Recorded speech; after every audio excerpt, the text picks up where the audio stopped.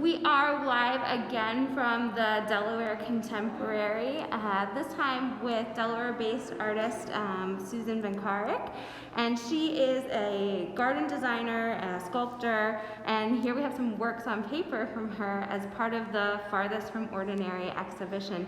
Susan, thanks so much for joining us. Can you tell us a little bit about your work and your background and process? Sure. I am a Delaware-based artist, as you said, and I have spent the majority of my adult artist practice in Manhattan, and moved here about 5 years ago. I'd like to think I've had an exciting creative path. Prior to living in Manhattan, I did some work in Houston, Texas for the Museum of Fine Arts. It was a 2-year residency, which was awesome. And back a year further, I went to Benarcik Academy of Art, where I got a degree in printmaking. So, my first love was printmaking, but I soon realized that maybe I was more of a sculptor. And that kind of surfaced when I started building things with natural materials. And the backstory to that, which is actually really vital, is that my mother had a flower shop. So I spent my childhood growing up around natural and organic things. My father had a home decorating business with an arts gallery and so forth. So other days I would go there and I would experiment with art supplies. So coming from a very creative atmosphere, I knew what it meant to be creative, but I just didn't understand what it meant to be an artist. What does an artist really do? So after high school, this is prior to college or graduate work, I got a job in Wilmington at Susan Isaac's Contemporary Art Gallery as her first intern. And at the same time, I did an apprenticeship at the Fabric Workshop in Philadelphia.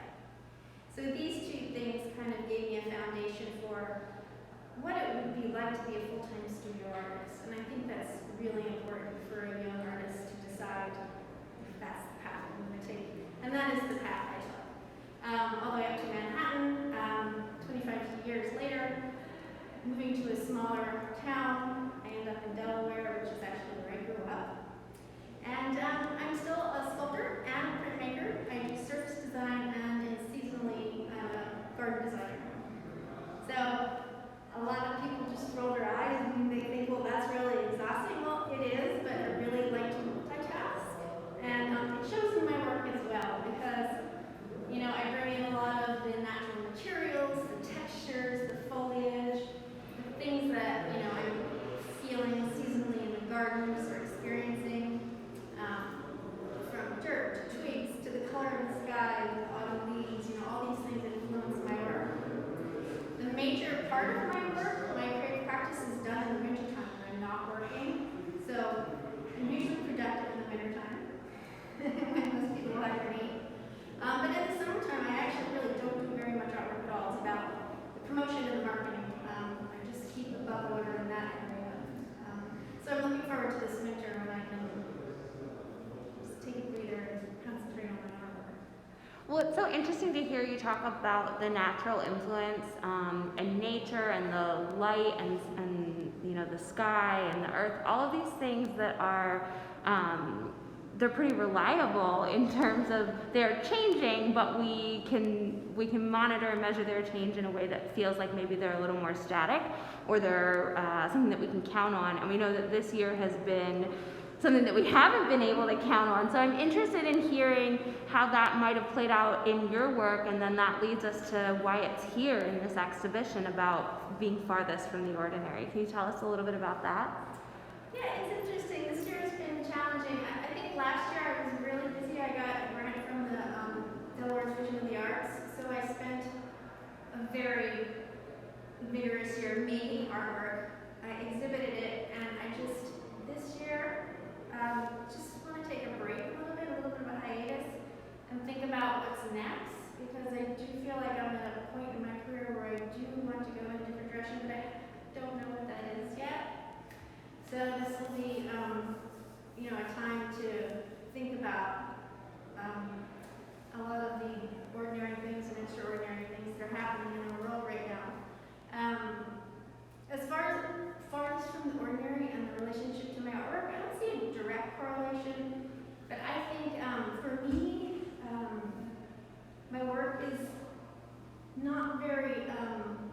representational. So I think of that as being not ordinary. You know, and of course there is representational artwork in this show, but that for me is a direct link to the title. And I imagine maybe that's why it was screwed. Well, in this piece in particular, can you tell us a little bit about it? Is it one in a series? We definitely see some of the natural influence in there, but could you talk to us a little bit more about this piece specifically, and you know the process and you know what you're working with? Yeah, so you can see there are many layers in this. I work a lot with layers, and I think that goes back to my printmaking tradition. Layers and then foliage and textures, maybe organic forms. This could be something that is sculptural. I don't necessarily draw something on paper and then turn it into a sculpture. I don't work that way, but you could see this being a mobile or something very sculptural. So I think there's I bounce back and forth and think very sculptural, but it comes out on paper as well. That was going to be one of my next questions, was that since you are working across a variety of mediums and, you know, there's printmaking and drawing and painting, but then you're really taking the next step and you are working three-dimensionally. So I wanted to dig in a little bit more to your process there and, you know, what we see you doing, you know, on a two-dimensional surface and if or when that translates into any of your three-dimensional work. Yeah, it rarely does. That's so interesting. Yeah. I have to, because certain of my installations, my sculptural pieces are very large, I often think, well gosh, could I give someone a small piece of this to take home and could I do drawings of it? And I do the drawings and they're nice, but it's just never the same. So, I try, but it doesn't really translate for me and my for others. And so it sounds like process really is a big important part of, you know, your creating. It's not the end product, but similar to, you know, some of the other artists here, it really is about the process that you're going through. And the piece is just sort of the, you know, a small snippet of that. What else are you working on, or what's the end of 2020 and hopefully 2021 have on the horizon for you? You know what, it's really all about marketing this year. It's about, you know, thinking about how I come across as an artist now that everything has changed. Gallery situations have changed. Everything's digital. I think I need to spend a lot of time actually working on those because it's not the way I normally think as an artist. So it'll be fun. I'm looking forward to it. And then I'm never going to stop making art.